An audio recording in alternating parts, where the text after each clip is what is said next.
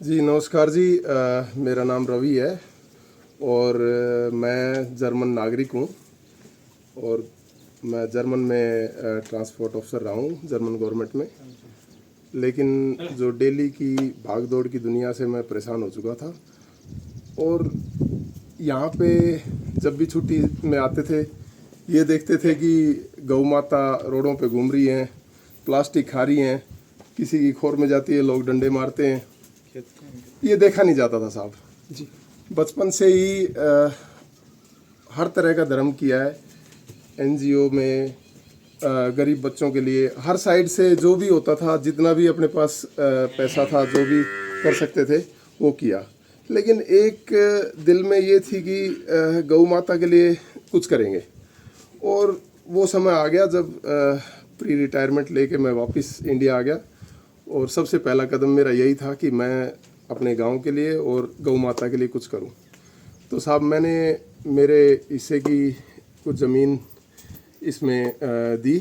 12 एकड़ ज़मीन मैंने गौशाला के नाम करी और ट्रस्ट बनाया और गौ माताओं के लिए एक घर दिया जहाँ पे उनको कोई बेल नहीं होगी, कोई डंडा नहीं मारेगा और उनको फ्री घूमने को मिलेगा और उनकी हर तरह से परवरिश होएगी। और जो भी कोई गांव का या बाहर का कहीं का भी यहाँ पे गौ माता लेके आएगा, उसको अपने तन मन धन से हम उसको इतना अच्छा रखेंगे और ये कोशिश करेंगे कि मतलब कोई पॉइंट नहीं हो जहाँ पे कि गौ माताओं को ये लगे कि हमारा सौभाग्य नहीं है कि हम इस धरती पे आए। तो हम लगे हुए हैं साहब सुबह से शाम तक। बस यही है कि उम्मीद जितनी कोशिश करेंगे कि गौ माताओं की सेवा करें। कितने साथी हैं आपके इसी टीम के अंदर जो गौ माता की सेवा कर रहे हैं? साहब मेरे पास अभी 2 इंसानों ने मेरा हाथ पकड़ा है, गांव के 2 इंसानों ने हाथ पकड़ा है। ये पंडित जी महाराज हैं, ये सबसे पहले आके पहले दिन से मेरे साथ लगे हुए हैं और मेरा दुख दर्द समझते हैं हर साइड से। और सुबह से शाम हो जाती है, रात हो जाती है, कभी इन्होंने जाने के लिए नहीं बोला।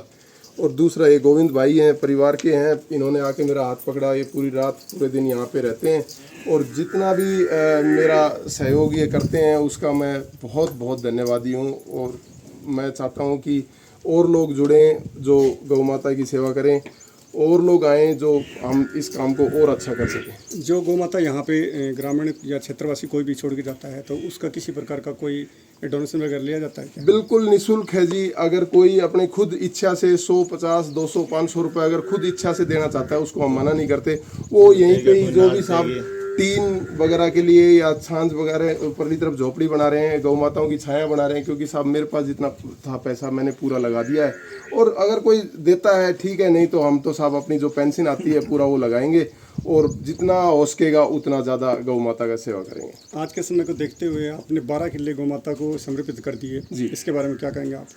जी जब मन उस साइड हो जाता है तो जी मैं तो हर इंसान से कहूँगा कि आप इधर आके 2 दिन गौ माता के अंदर इनके अंदर रहो और गौ माताओं के साथ इनके ऊपर हाथ फेरो और इनकी आंखों में देखो। और इनकी आंखों में जब आप देखोगे आपको घर जाने का भी जी नहीं करेगा। आपका ये जी करेगा कि यार ये अकेली बेचारी सुनसान जंगल में मच्छर खा रही हैं और आप घर पे जाके एसी बेड पे सो रहे हो। साहब मैंने तो सब कुछ, मेरा जीवन तो जो बाकी का जीवन है इनके लिए न्यौछावर है साहब। गौ माता की सेवा के लिए यहाँ किस चीज़ की ऐसी कमी है जिसकी आपको ज़रूरत है और गवर्नमेंट की तरफ से दी जाए या किसी तरह भी वो आपके इसमें आए? जी साहब यहाँ पे साहब अभी मेरी जो भी इंसान मदद कर सके, गवर्नमेंट है या कोई और कोई इंसान जो भी मदद कर सके, मुझे बहुत ही इम्पोर्टेंट है साहब। इनकी छाया नहीं है मेरे पास जितना पैसा था मैंने ये 30 टीन लगा के इनका किया है साहब, और मेरे पास छाया के पैसे नहीं हैं। और सबसे बड़ी प्रॉब्लम ये आती है कि इनके लिए सुबह गांव से जो रोटी वगैरह आनी चाहिए वो नहीं आ पाती साहब। एक मुझे टम्पू चाहिए, एक साहब इनकी जो गोबर वगैरह है वो खाद के लिए या कुछ सामान लाना है इधर से उधर, तो मुझे ट्रैक्टर की ज़रूरत है साहब। और मेरी हरियाणा गवर्नमेंट से भी ये हाथ जोड़ के रिक्वेस्ट है कि इनको कुछ सहयोग मिले गऊ को और इसको रजिस्टर होए। मेरा ट्रस्ट जो है सोसाइटी है वो प्लीज़ रजिस्टर करवाओ। और सभी से ये निवेदन है कि इनको कुछ आएगा तो इनका वेलफेयर साहब और अच्छा करेंगे साहब।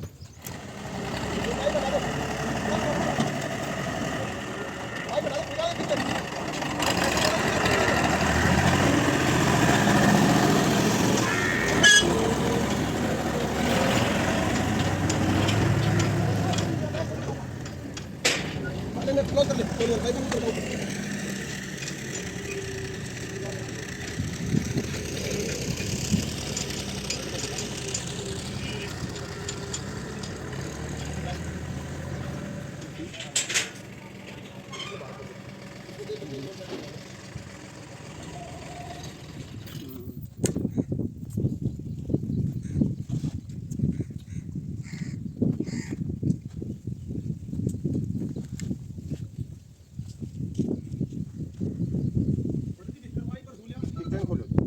दो, आप भी खोल दो।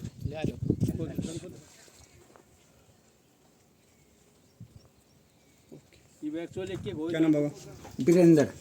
आपने अभी यहाँ पे छोटी बच्चियाँ छोड़ी है, हाँ जी, कितने गौ माता और आपके पास? हमारे पास 2 और हैं जी। तो ये यहाँ छोड़ी तो इसका क्या रीज़न है, क्यों छोड़ी आपने? रीज़न ये है जी, हमने सुनी है हमारे गुआंढ में ये पहले धर्म का काम हुआ है जी। ये, और किसी ने नहीं किया। जो रवि भाई ने किया है ना, ये काम हमारे गुआंढ का दिख रहा है, किसी ने नहीं किया। यहाँ अच्छी सेवा होती है, सेवा हम वहाँ भी कर रहे थे, ये बात नहीं है नहीं कर रहे थे। यहाँ अच्छी सेवा होती है, संभालते हैं, पानी पात चारा का सब प्रबंध है। हमने भाई से पूछी थी, भाई हमारा एक ये नुन्नू है, ले आए, कल फ़ोन पर बात करी थी जी। भाई ले आओ।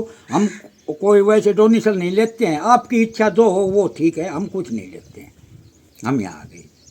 सर्वप्रथम मैं आपके चैनल का और आपके सभी दर्शकों का हार्दिक अभिनंदन स्वागत करता हूं। आप इतनी भीषण गर्मी में भी गांव देहात की जो अंतिम जो आवाज़ है वो प्रशासन तक, सरकार तक पहुंचाकर उसको आगे सम्मान दिलाने में और विकास की गति पकड़ाने के लिए जो कार्य करते हैं, उसके लिए मैं आपके चैनल का पुनः अपने दिल की गहराइयों से अभिनंदन स्वागत करता हूँ। आज मेरे गांव खेड़ी तलवाना में हम बाबा भोलागिरी गौशाला के अंदर खड़े हैं, आप और हम सभी।